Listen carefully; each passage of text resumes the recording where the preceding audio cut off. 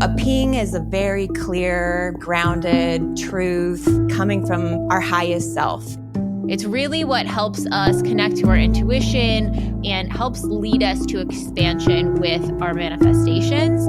Every person on the planet has them. The universe is going to keep communicating with us until we follow what it's saying.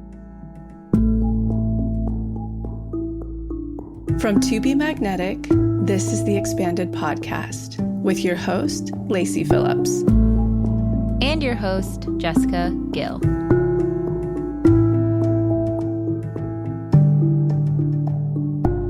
As the leading destination for neural manifestation, we dispel the woo-woo in order to help you create real, tangible results based on neuroplasticity, psychology, epigenetics, and energetics.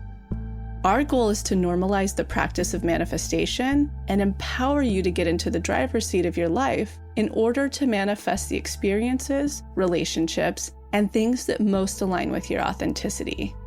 Part of our manifestation process entails expanding past your limiting subconscious beliefs.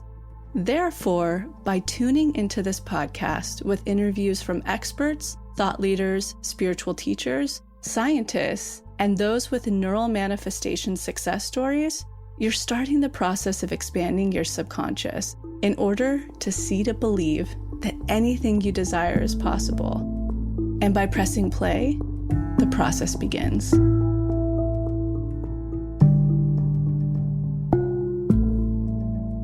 Welcome back, everyone, to another episode of Expanded. Jessica here. We have an incredible episode that actually landed on such a timely moment because I've been talking about for a couple weeks this sort of transitional period, this shedding of the old, shedding of old habits, behaviors, any numbing things we're doing, and start looking at how we can step into ourselves in a deeper level and how we can navigate sort of the transitional period ahead. And one of the ways that can really help us ground into that is our intuition. And at TBM, we call it our pings. So when you're in that time of transition, you're like, what's the next step? What's the next answer? How do I move forward? I don't know what to do. I kind of know what to do, but I'm scared to take the action. That is where pings come into play. They become your roadmap for the aligned action that you need to take in order to connect with your manifestations. And we are releasing today, exclusive, a brand new mini workshop called Radical Pings. It is an energetic-based mini workshop where you are going to really distill down what is a ping versus an urge or a compulsion or even a test.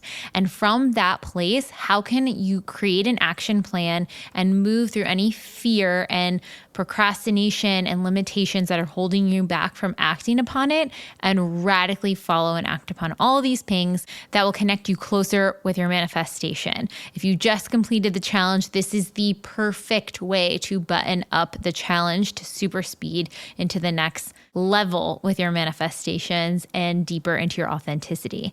Today we have on Lacy and Janelle, our licensed marriage and family therapists and EMDR therapists, who are going to be helping to view pings and intuition through the lens of psychology, through the body, through trauma, helping to discern between the two.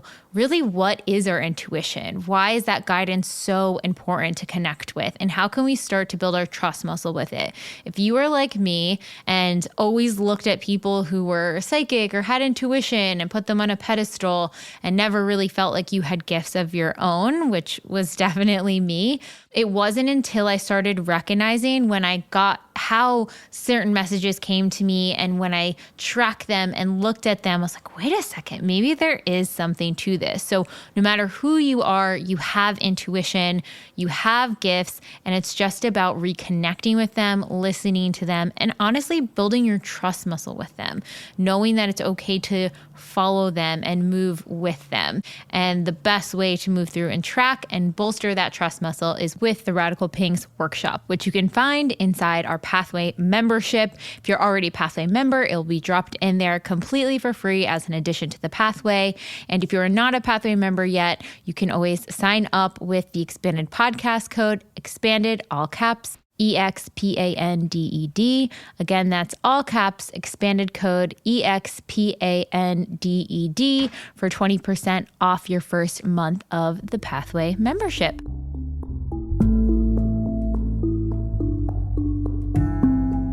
And now, a word from our partners. Did you know that magnesium supports over 300 essential functions in the body, and over 75% of Americans are actually deficient in this mineral? Some signs of magnesium deficiency could cause poor cognitive functioning, headaches, constipation, digestive disorders, fatigue, physical, mental, emotional fatigue, poor sleep quality, muscle spasms, pain, soreness. And magnesium is needed to help regulate your stress hormones like cortisol, which activate when you are in a fight or flight response. So when you are feeling triggered, magnesium is one of the essential nutrients to help regulate our cortisol levels. And when we are in states of high stress and anxiety, we actually lose more magnesium through our kidneys and urinary tract. That is why it's so important to supplement with a high quality magnesium like Mellow from Ned. Mellow contains 3 forms of chelated magnesium that are further complemented with amino acids, L-theanine, and GABA. So it is supporting the mind, body, and brain where it needs it the most. I've been making a really fun evening ritual around pouring myself a glass of the Ned Mellow Lavender Berry and prepping and doing my To Be Magnetic journaling. So in the morning, I can wake up and do a DI and process everything that came up through the night. And it really, really supports my TBM practice because the GABA and magnesium help as well with neuroplasticity and creating those new neural pathways of high self-worth. And Ned has a plethora of other holistic wellness supplements with the same rigor for quality, including their sleep blend with organic high CBN hemp. And their hemp is farmed fully sustainably, organically, in biodynamic farms, and the farmers even play binaural beats for the hemp. My mom has been drifting off to sleep and having the best time and feeling so rested when she wakes up. So if you are interested in trying any of Ned's products, their Mellow Magnesium or their Sleep Blend CBN, I highly recommend you check them out with the link in the show notes or at helloned.com. And you can use the code TBM15 for 15% off any of your Ned purchases. Again, that's TBM15. And let me know any of the beautiful rituals you might put together with your Ned products. One question we get a lot at To Be Magnetic is how to grow the long, luscious locks. My hair recently has grown drastically fast, and I 100% attribute it to the Acton Acre hair care system. So I started on them last summer, and I'm so excited to be partnering with them on the Expanded podcast. The founder is actually a TBM member and has manifested so much through this process. And the one thing that sets Acton Acre apart from any hair care system out there is their founder is a board-certified trichologist who specializes in holistic scalp health. And just like your gut, your scalp has a microbiome. And when you have an unbalanced microbiome on your scalp, you'll have dull, lifeless hair, things like hair thinning, irritation, dandruff, flakes, or an oily scalp. And her system sought out and is the most effective product on the market to remedying that and creating the most healthy scalp in a holistic and sustainable way. Their products are all cold press, which use 90% less energy than traditional methods for super sustainable manufacturing. And cold processing allows you to retain all of the vital nutrients and minerals in each of the products. So you're getting the most bang for your buck with each and every ingredient in the formula. And one of my absolute favorite products from them is their Scalp Detox. It is a lightweight, pre-cleansing, all-natural oil formulated with basil leaf, baboa oil, and moringa oil that helps repair any scalp imbalances by also promoting hair growth. It helps reduce itchy and flaky scalp, irritation, inflammation, breaks down the oils, and removes any buildup. So if you are using hairspray, if you have shampoo or conditioner with lipids in it, if you have hard water, anything that can really clog and block the scalp from having the healthiest hair possible. I'll add it to my hair 20 minutes before I'm going to shower, or sometimes I'll even use it as a long-term mask for my hair and leave it in on those oil slicked bun back days to really support a bunch of nutrients in there, and then wash it out like I typically would when I cleanse my hair. And the results are fantastic. So if you'd like to try any of the Acton Acre products, you can go to actonacre.com. You can take their scalp quiz to get your unique scalp routine and use the code TBM20 for 20% off at checkout. Again, that's TBM20 for 20% off at checkout. And check out the show notes to find the products I mentioned and actonacre.com. All right, on to the episode.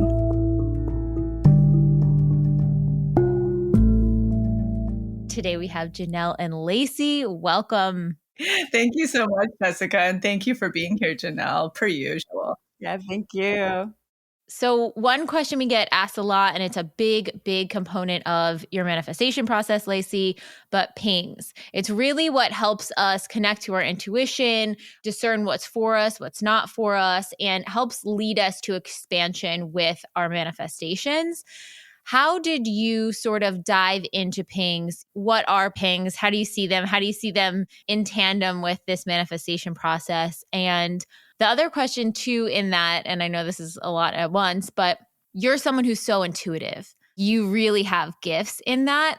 Are all pings intuition? Are they one and the same thing? Or could you see intuition, psychic abilities as a 2.0 of pings? Like, how do you see them all working together? Yeah, so I'm going to start with the first. Pings, I think, are a big deal because I want to say it's the most abstract part of our process, maybe expanders, because both you have to feel into. And in society, we've been really directed away from our intuition in every way, shape, or form. Even recently, I was doing a DI yesterday about like, how am I standing in the way of the company from going to the next level? And I started to go into this deep imagining. I was doing unblocking, and basically as I was getting through to like the root, I mean, it was going like deeper and deeper, younger and younger and younger. And I really got this thing where I was like, nobody saw me. Like, no, my grandma did, but nobody saw me. They didn't see my gifts. Nobody reflected back that I was smart. Like, I remember this point where my cousins were going to gate classes. This was like a thing in the Central Valley, gifted classes. And I wasn't. And it was just known that I was like a second class citizen because I was the kid from the young parents that was like going from house to house, and I wasn't smart. Well, now I'm more successful than everybody in my family. Obviously was very gifted, obviously very intelligent. And so going through that process, I was like, wow, we completely shut down and block people's intuitive gifts. And every person on the planet has them.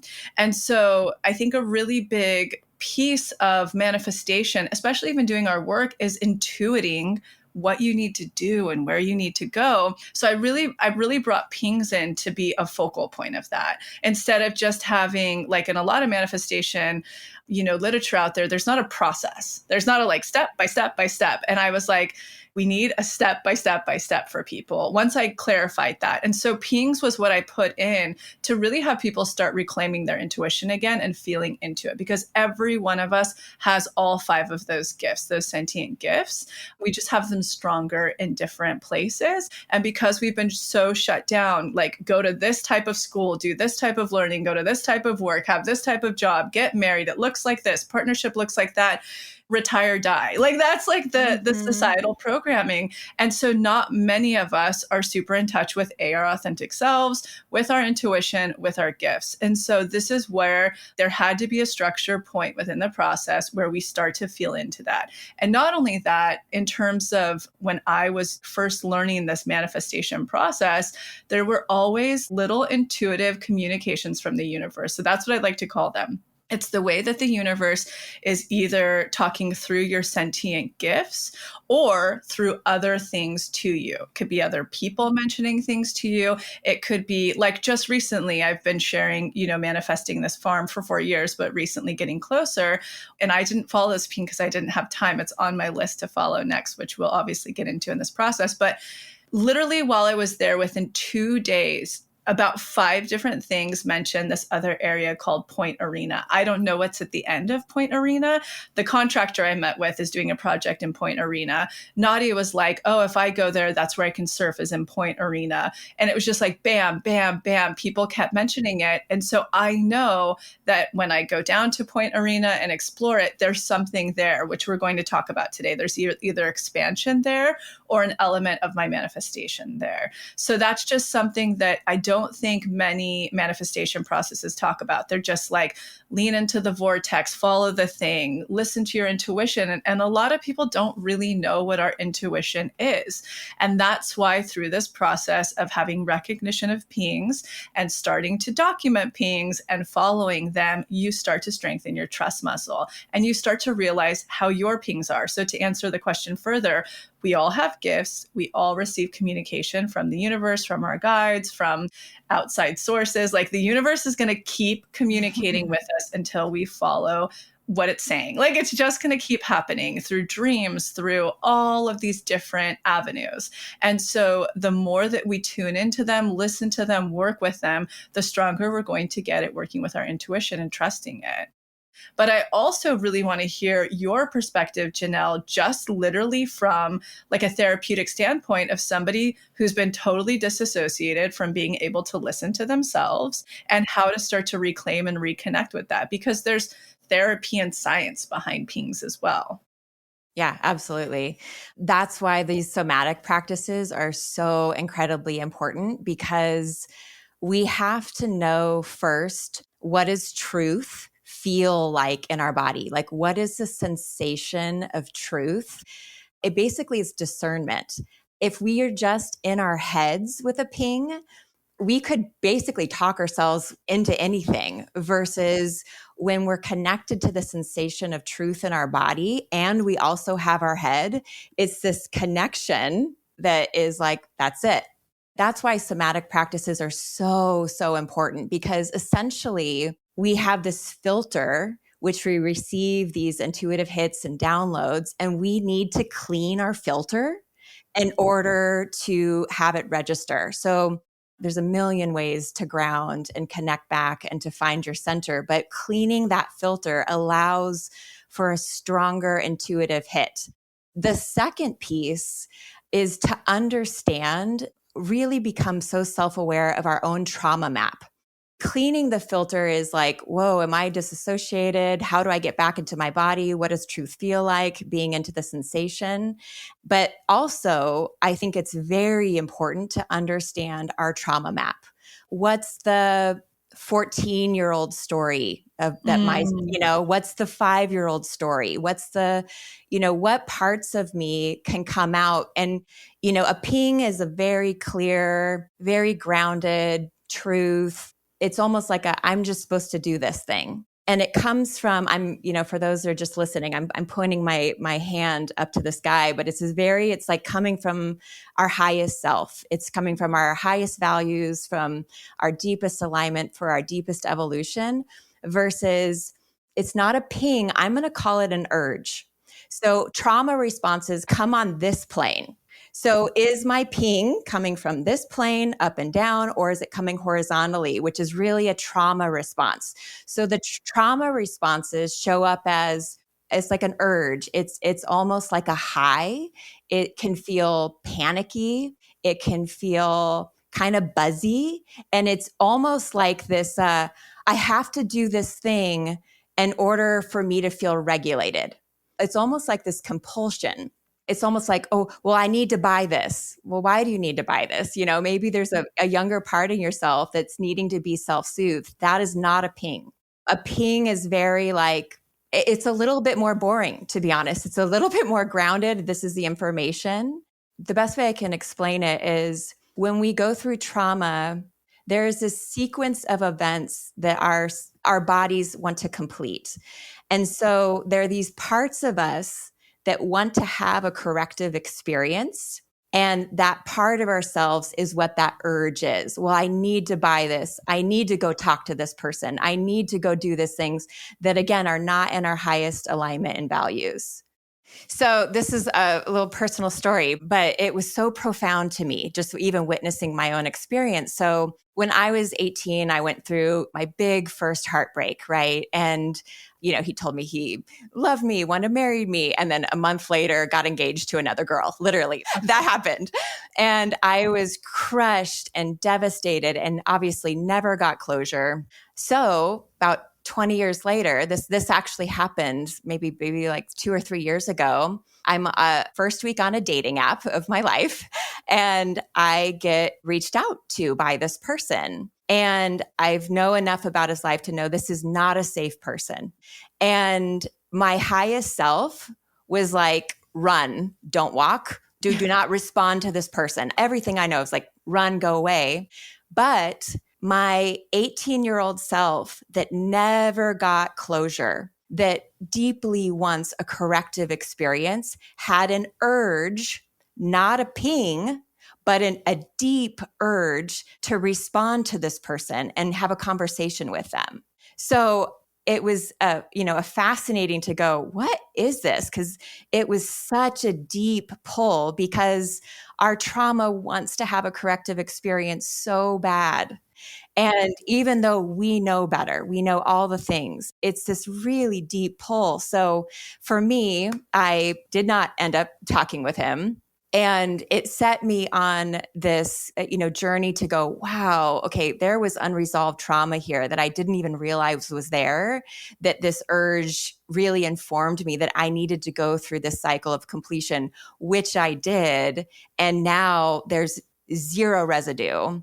I've never see this person again in my life, that would be fantastic. And so, there's no urge anymore. Once that trauma is cleared, the urge dissipates. So if you have that urge or that high or that rush, it's really informing you that there is some young part of yourself that is needing a corrective experience. Oh, this is such good discernment. And that's such clarification between a ping versus an urge. This is so big, so big. Yeah.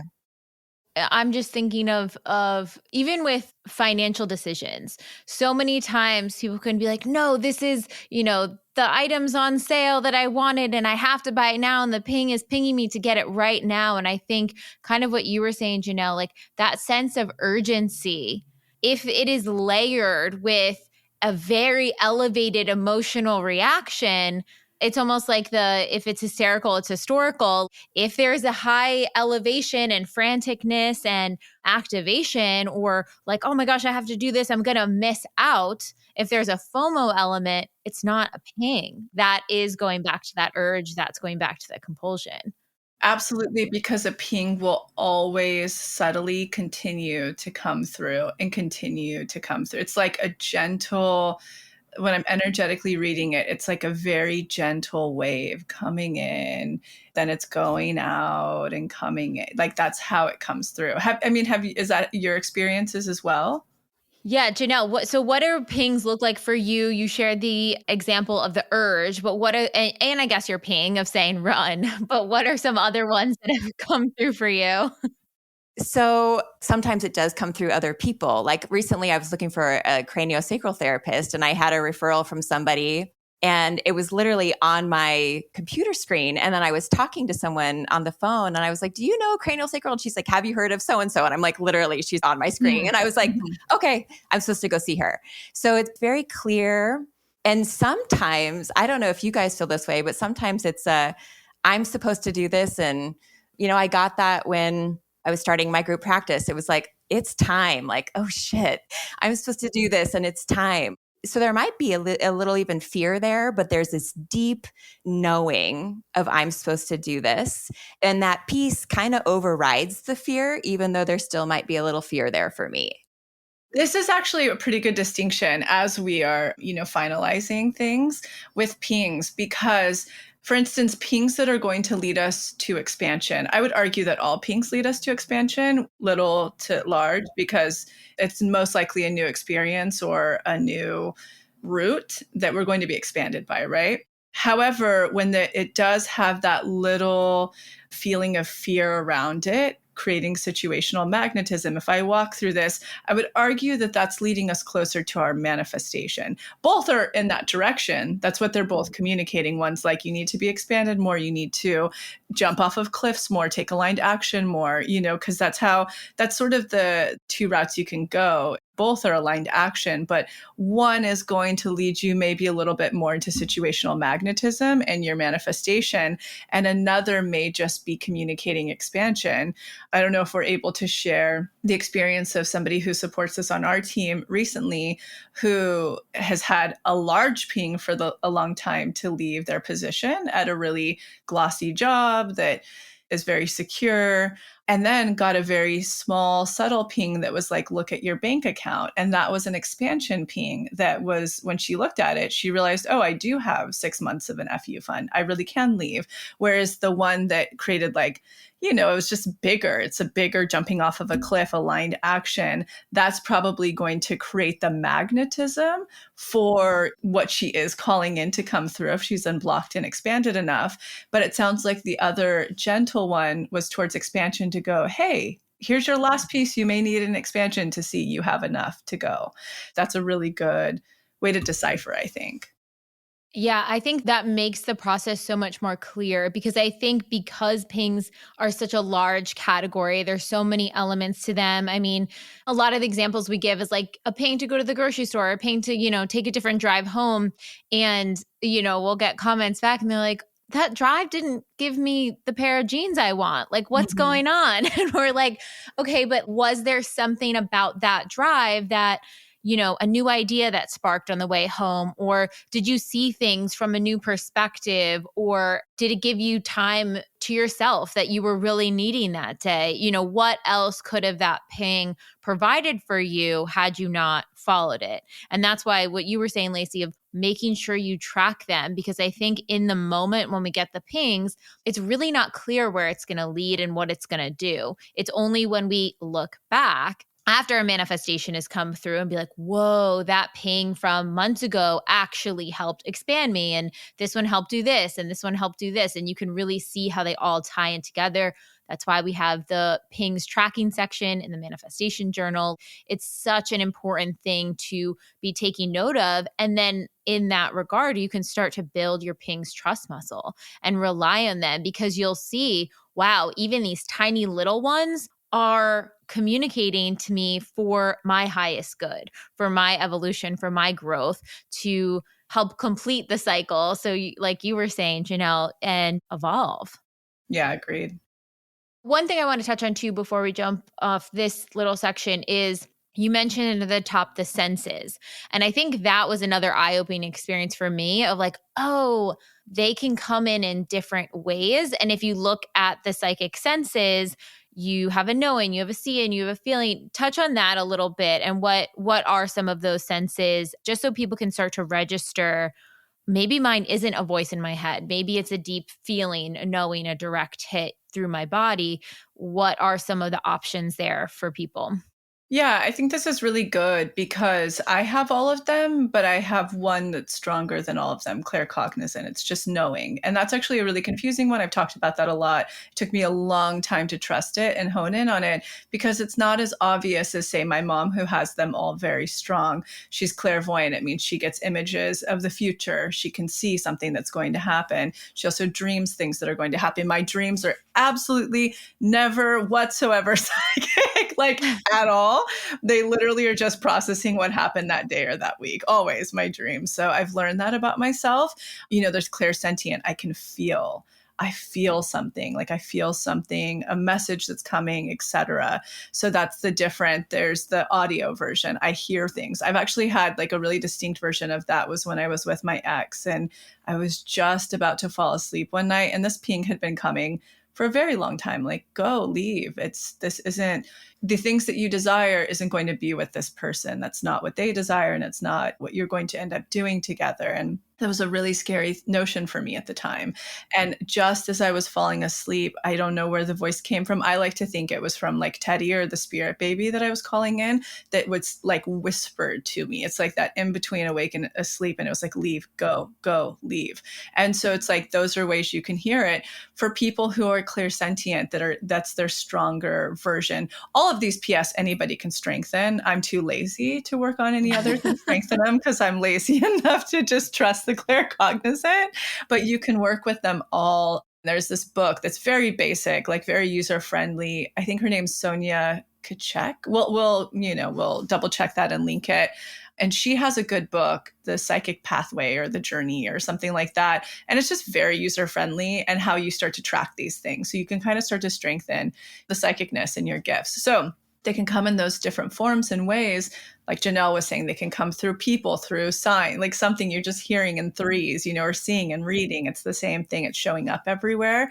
And then, of course, I have a feeling when a manifestation's coming through. We talk about that a lot. Like it's very different. I can smell, I feel something in my stomach and I can smell the person. Or it's like a whiff of energy comes by me.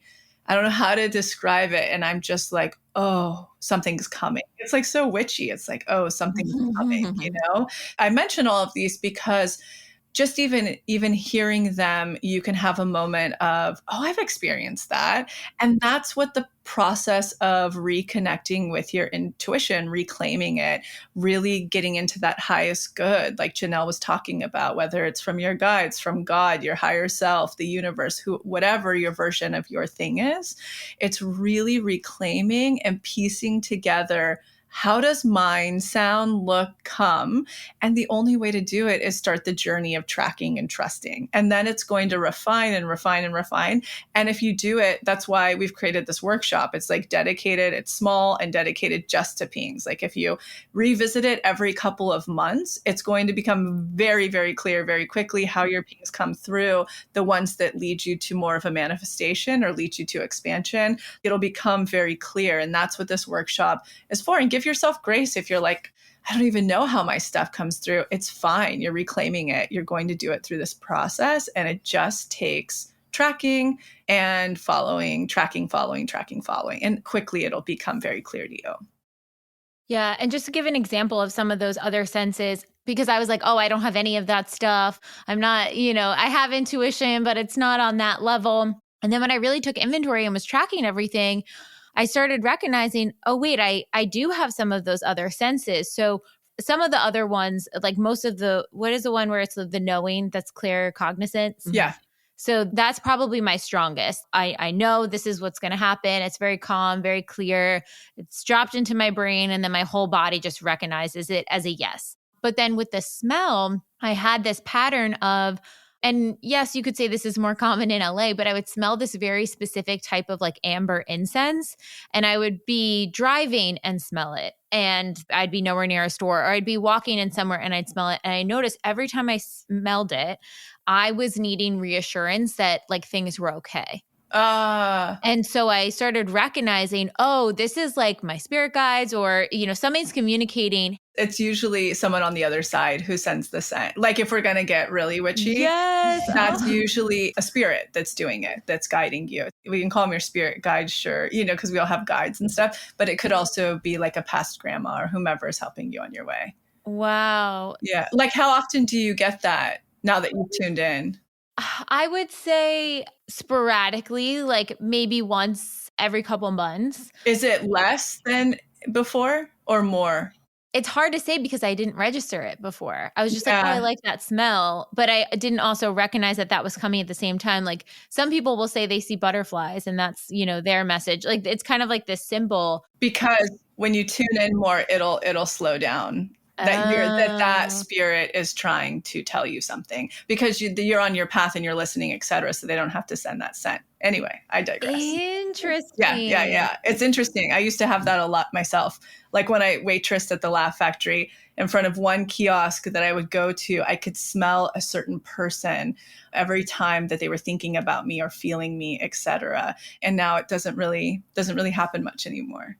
I was Wow. so lost at that time, also needing a lot of reassurance as well at that time. That makes so much sense because the times when the sent one will come through is in a time of change or like a big up level, or I'm navigating a really difficult block. And it's almost like a little pat on the back reminder, like, you're good, you can You're handle safe. this. Yeah. Yeah. And then the sound one, I will get a strange tinnitus almost for like a few seconds. Like it's like a high frequency pitch. And it's not regular tinnitus, is just kind of buzzing, but it's almost like a buzzing and then it fades out and then it fades into the other ear and then it fades out. And I'm like, what the heck? And so now I've registered it as I need to slow down and like reconnect because something wants to come through. So that's when I'll bring out my journal and say, okay, what messages want to come through? And I'll just let anything that wants to come through. And usually I'll get a lot of clarity after that point. So awesome. I love this stuff. Yeah. And then the last one that I started getting recently is sight, but it's hard to explain the sight because it's like you see it, but you don't see it, like it's in your mind's eye, I guess.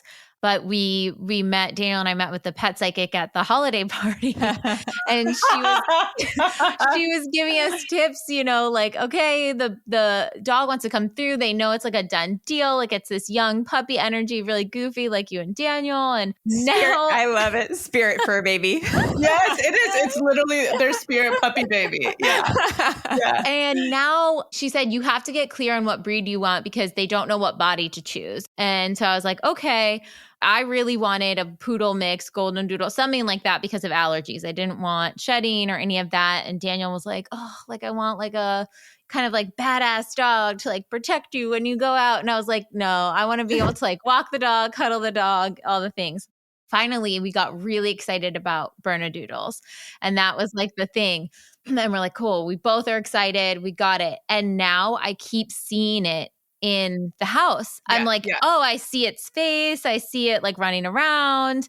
It's the weirdest thing. It's because the veil's thin. So it's coming through, like it's ready to take a body. That's why it's like the veil's very thin. It's like when your spirit baby's around all the time, it's like every shot Max and I have for like the last 4 months in photographs or videos, there's always a little green dot in it. There's always a baby around. It's really fascinating.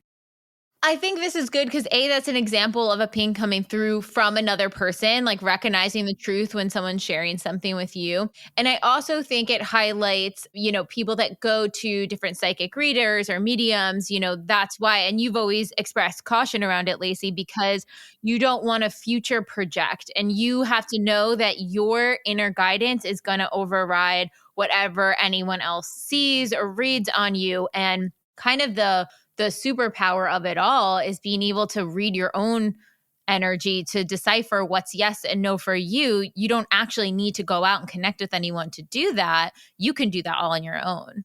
I think that's such a really, really good message because I think a lot of people who especially aren't in touch with their pings, like I use a tarot reader often. She was at the party as well. I use her super often because she's proved to be very, very accurate. But a really good example recently, like we were looking to shift out a role in the house that supports us, and somebody came up and she was the shiny carrot, right? She was like really conscious and really special, but I had a feeling I wouldn't be able to speak my needs to her for support.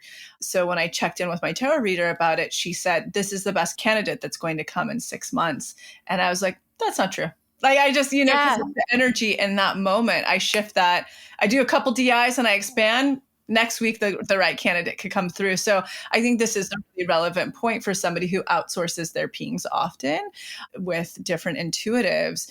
Key point here is you can do all of the reading yourself, strengthen that. But if you do find support that, like an intuitive that is supportive, know that any prediction or any reading can be shifted very quickly. It's not truth because it's your energy in that moment. It's your unblocked, expanded, aligned action in that moment. Yeah, exactly. So that's probably exactly why I've always cautioned that, because your manifestation is going to come based on how unblocked, expanded, and how much aligned action you're taking.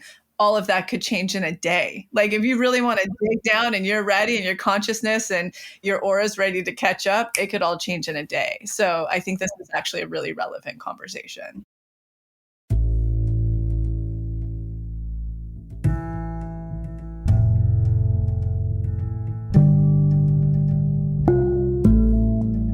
So I'm quickly interrupting this episode to invite you, if you're ready to start your manifestation journey, or if anything you've heard in our manifestation episodes has piqued your interest to begin.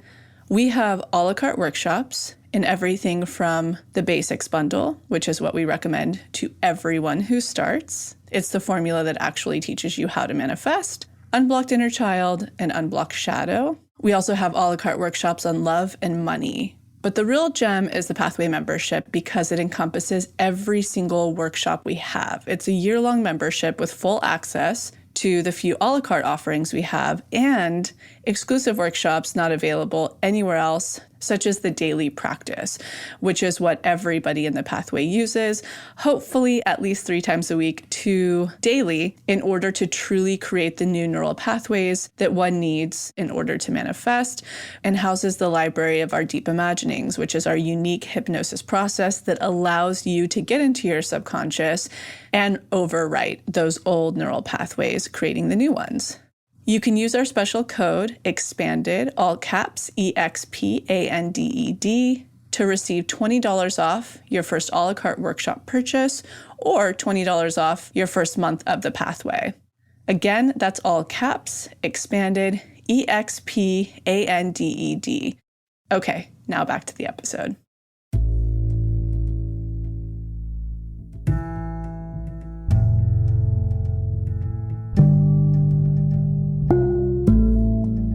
Janelle, going back to one thing that you had mentioned of like getting the brain and it's the brain and gut really online together, because that helps with like the introception, which is the intuitive wisdom that our bodies hold within them from lifetimes, etc.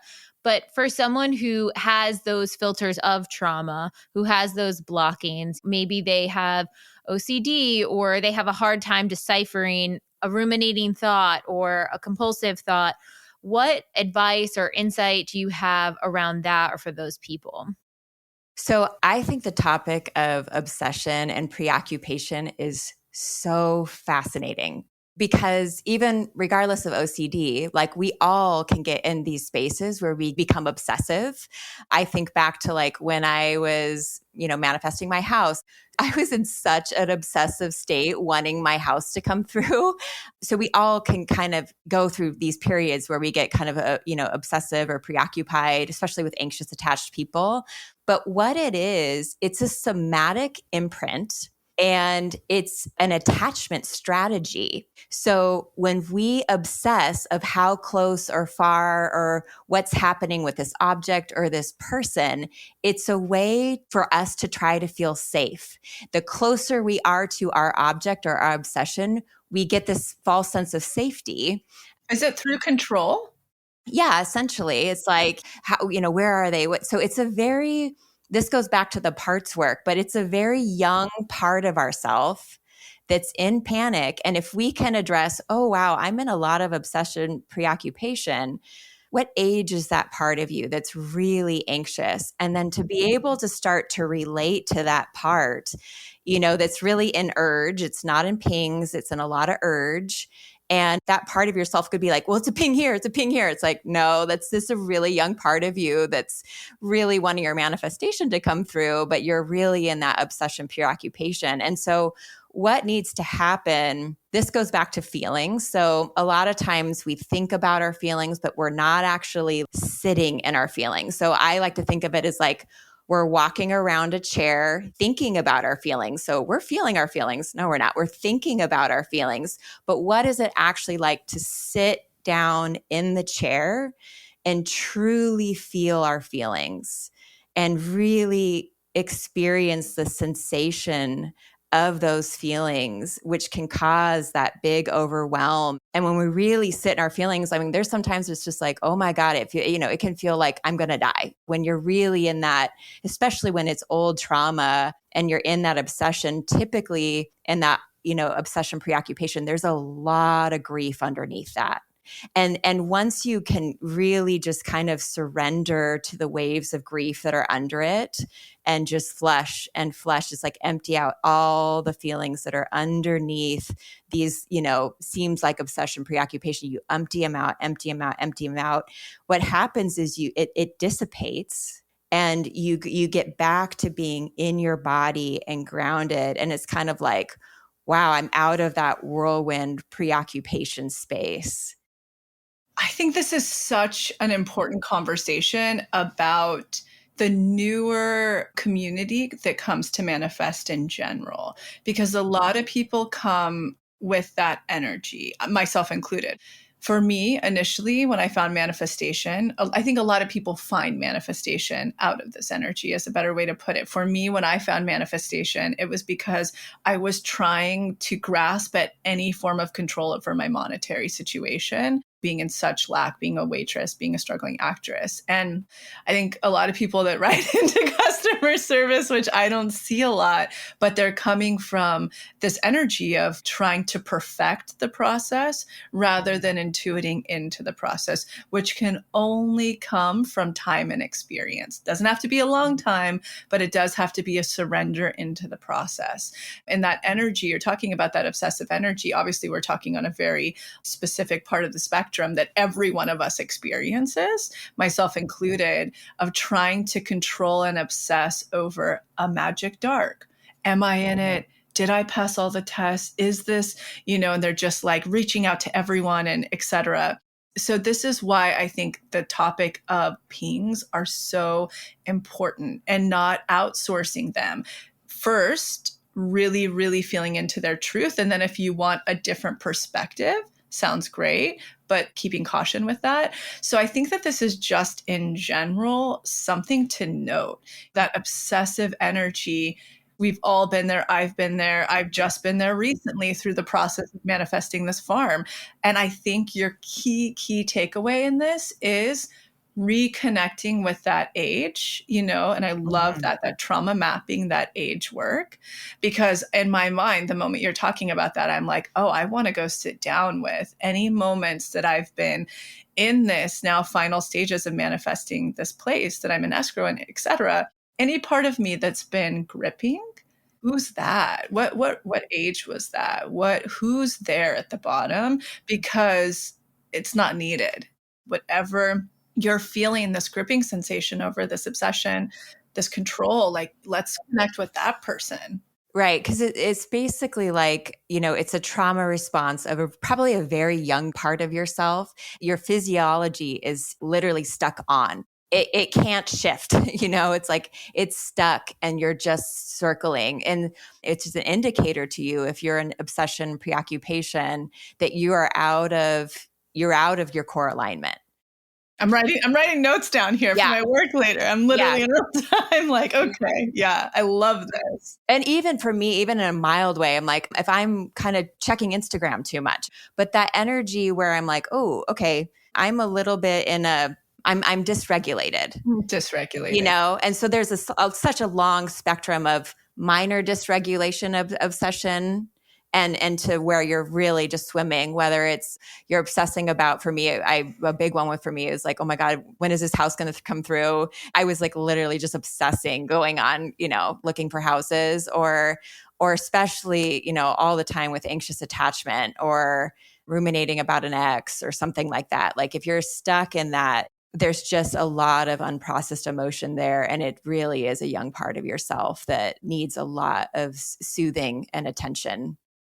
I wonder if the rumination cycles and those obsessive cycles, it's almost like you have to give yourself a moment of compassion when you're in them, because I know especially friends that have OCD and they're in these obsessive moments or times when they're shaming themselves because they're so mad that they can't, override that system. They need so much compassion, and also just recognizing that is a trauma part of you that's trying to complete the cycle by finding safety. Even though it's finding it in a way that's not super effective, it's just trying to protect you and give yourself compassion for that moment. Because I think there's a lot of shame when people get stuck in the rumination or the obsessive thoughts too. Absolutely. It's so hard because sometimes we can know better, but we can't quite do better. There's so many layers to that. So the person that does have, OCD, I mean, there's so many like neurotransmitters at play and on a physical level. So you could know, okay, I know that my safety and security isn't going to be found externally, but I can't not do it. Know that it's complex and there's so much compassion and love and grace for you and support, but you are always doing the best you can, and the shame just keeps you more stuck. So you could just meet yourself where you're at. Yeah. And I think to your point, when you can and when you are able to, try to self-regulate, doing the safety eye, doing breath work. I mean, you have all those beautiful exercises you did on the TBM Instagram, Janelle, that we have in a little highlight there. Or even, when we're talking about what age is that part that's sort of obsessing, or in a dog paddling energy, the inner child eye has you bring up what age wants to come up right now, and like, let's sit with that version and really see. So there's tools available when you do feel stuck in those other moments too. I also think that, there's a world where we look at compassion with anywhere we're feeling that, because most actions we're taking in life and process is a trauma response. And even now, like where Teddy's online, I'm having to go, oh, okay, I have work to do there. Clearly, this is how I was parented, and so it's just like knowing anywhere where we feel like we're not pushing through to the next level right away. This is what we're having to have compassion, but digging in deeper and doing what we can rather than going in the shame loop. I think it's a really good highlight. Okay, so here's some of the ping nuances that we also get questions about a lot. One we already really touched on is knowing when we have a short ping that's going to lead us to expansion, a quick hit to change our path home, go to the grocery store, etc. Or is it sort of your cliff jumping ping, the ping that you have to take a big action? It's likely going to connect you with your manifestation. You might even have a little bit of fear, resistance, procrastination around taking it. And that doesn't necessarily mean it's not aligned for you. It just means that you need to work through kind of that inner stuff in order to show up, which is why we created the Radical Pings workshop. So you can do just that.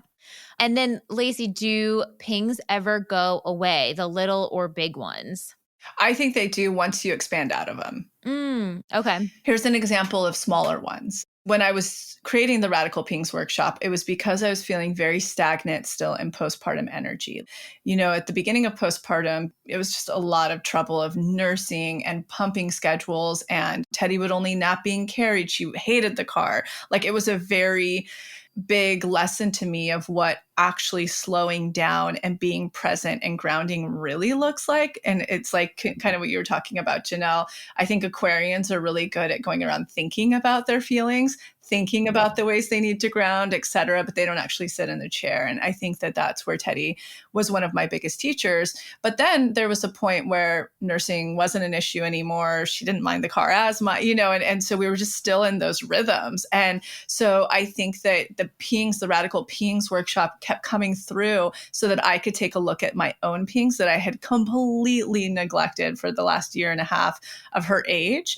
And when I really sat down and did this workshop, it was one of the biggest was travel and just go, move, like these places you've wanted to go. One of them was Dunton. Like, I'd heard all my friends talk about Dunton Hot Springs and, just like get up and move. And a big piece was Max isn't as mobile and doesn't like traveling as much as I do. A couple of his trauma responses, which I really got to witness. I have a lot of compassion for, like tremendous anxiety of flying that has accelerated since having Teddy. Really close family friends of his, the dad and the three sons had been killed in a plane accident. And so I could really see, like, I just saw this actually when we flew up to Mendocino recently, and it was a short, small flight for him. And those were so challenging. And I was like, oh, I can't force him to travel. Like, he has to be in his process with that.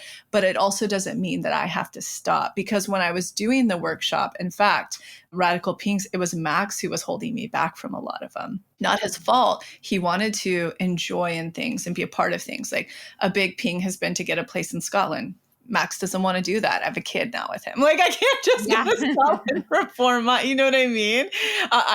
There's a piece of me, my old trauma, being raised by a single mom who didn't care about anybody else's emotions that she dated, could go and do that. But as someone who's trying to consciously parent and have a relationship, I wouldn't do that. So anyways, it was really birthed out of that process, So to really answer this question and button it up, a big piece was travel. The moment I started traveling, I did the Denton Hot Springs. I did 2 weeks in New York. Like, that was a thing I hadn't done since before Teddy because of COVID, et cetera.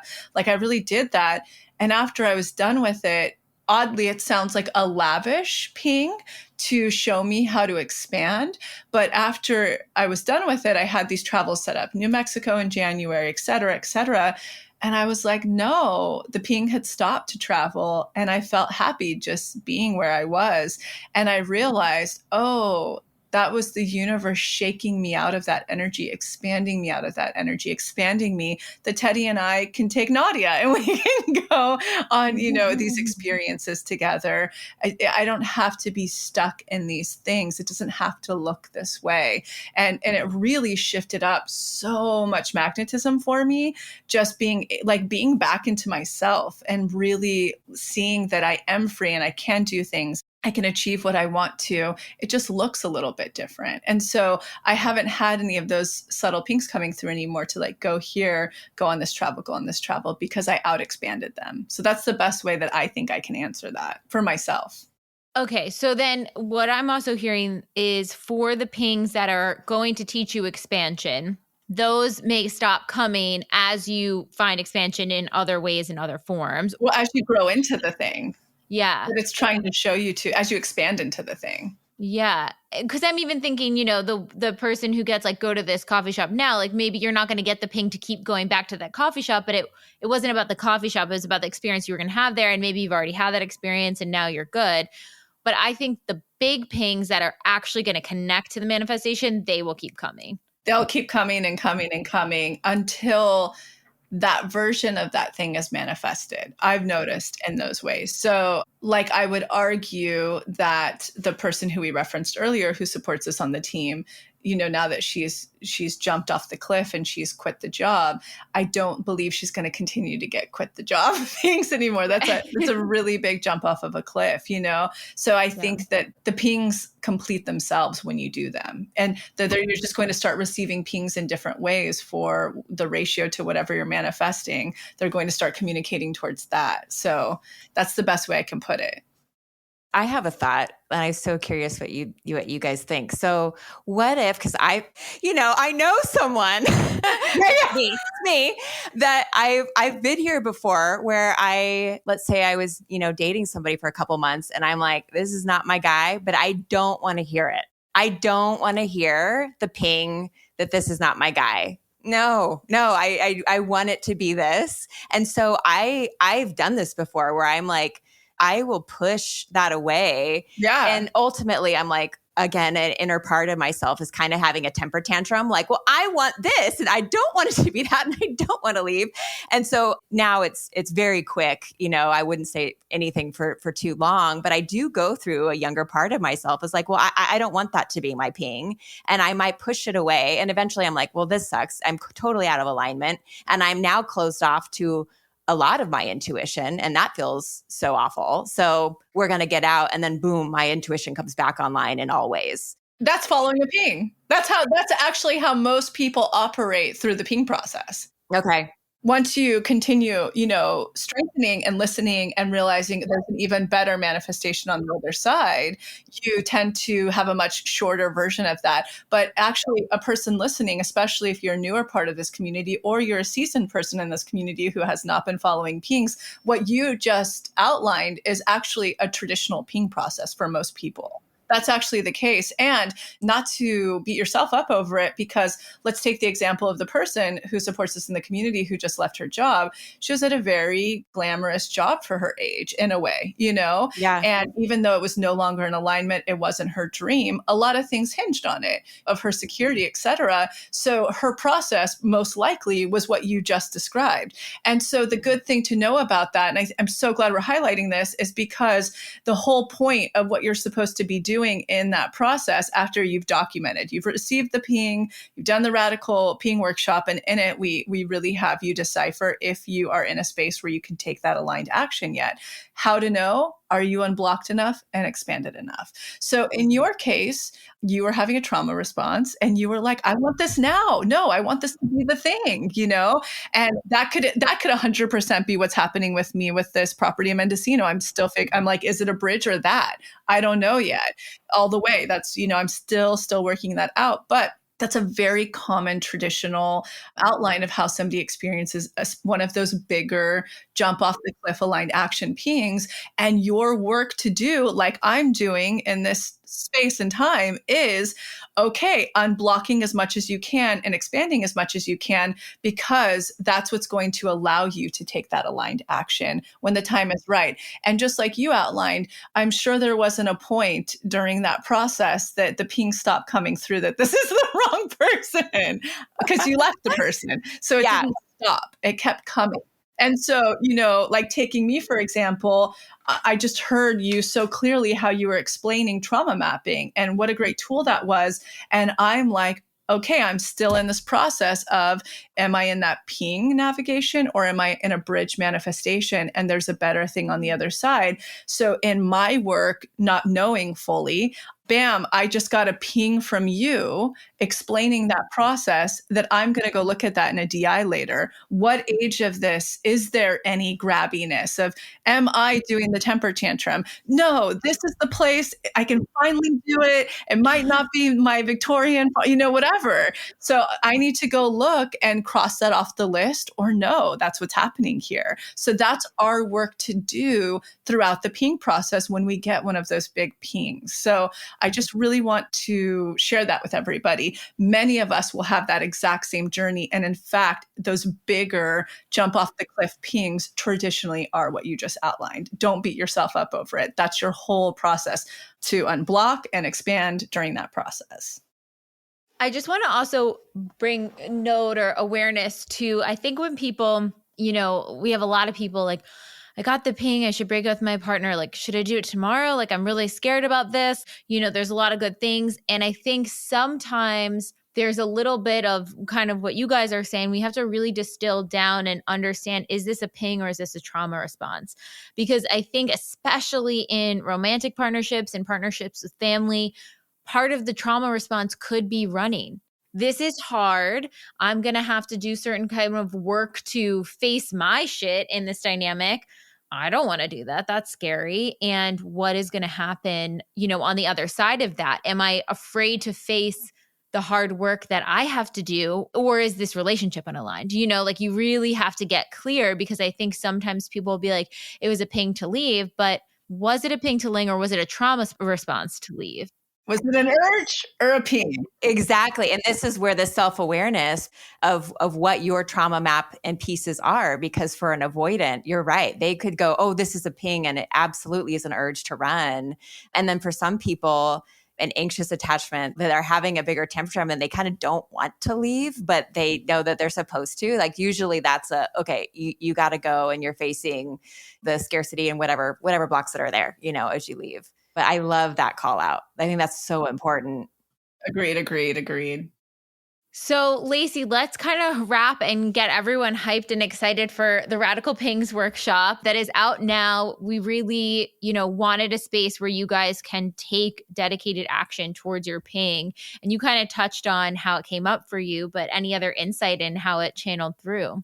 100%. I would not be in this place of this manifestation with the farmhouse that I've been calling in for 4 years, had that not been my initiation towards it. It would not have happened, because one of my bigger things holding me back from really chasing that is Max. And it's not his fault, but he doesn't move as quickly as I do on these things. And this is finally a place that we could collide together happily, because he doesn't want to be as far. And this is it's a drivable distance, etc. So that was the initiation that really got the energy and magnetism moving. really outlining these pings, following them, the ones I could that I was unblocked and expanded enough to take aligned action on, which is exactly what you'll be experiencing throughout this workshop. And then shifting into doing the challenge after that. That's why this process has been so fast for me. So I really look at this workshop being the initiation that moved the energy, like got it going. And then the moment that I really got into the challenge and started unblocking and expanding deeply and following those steps is why I've landed, at this place so quickly. So that's really, really how the expectation I want to set is it's a place that you can finally categorize. We don't have that really unless you're doing how to manifest. Really categorize all of the pings that have been coming through and document them and take them through this filter of unblocked, expanded enough to see where you need to take action now, where you need to take it later with a DI that really takes deeper. What could be blocking it? Is there deeper stuff you need to be doing? And take aligned action. So it's a really fun, quick mini workshop that I think Jessica was so brilliant because I wanted to put it into the challenge and it was a little nuanced for somebody who's just starting the challenge, but this is perfect for somebody who's getting off of that challenge energy to like jump right into the pings, to take the aligned action. So I really hope that you all enjoy it and you get on it. And it's such a quick, easy lift. Doing the workshop is going to bring tremendous awareness and give you some direction of where to go next. Absolutely. And we have a whole little section where before even you get to being unblocked, expanded enough, where you really decipher, is this a test? Is this a urge? Is this a compulsion? You really get to ask yourself those questions to decipher first. Then you can take your urges to the unblocked DIs and then go through the pings with the rest of the workshop. I love it. I'm excited. Write in and tell us too in the community group after you do this, where this is taking you. Absolutely. Here's to following your pings, everyone, and lots to manifest. Yeah. Happy Friday. Yes. Happy Friday. Thank you guys so much. Thank you. Thank you so much. Bye.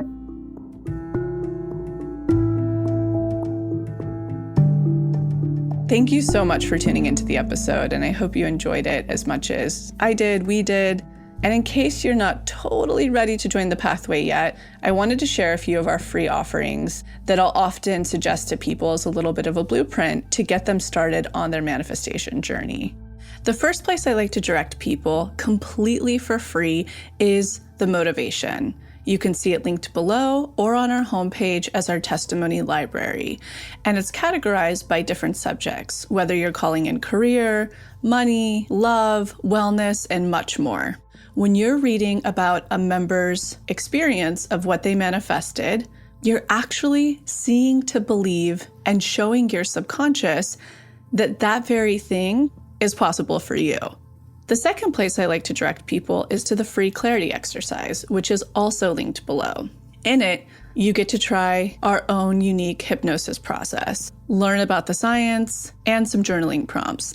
And the best part about this, you'll get a tiny taste of what it's like to go into your hypnotic state, bring your subconscious forward, and create new neural pathways while receiving clarity. And the third thing, if you haven't listened to it on this podcast yet, please go back to the episode titled Manifestation 101, where you'll learn the basics of neural manifestation to truly understand this process.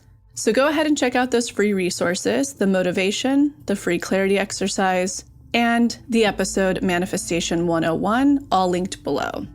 And in an effort to make sure to have representation in this process series, go ahead and submit any process testimonials you have, especially to our LGBTQ+ community, our BIPOC, as well as the Ys, which is anyone in the community who is 45 and over. All right, we'll be back next week.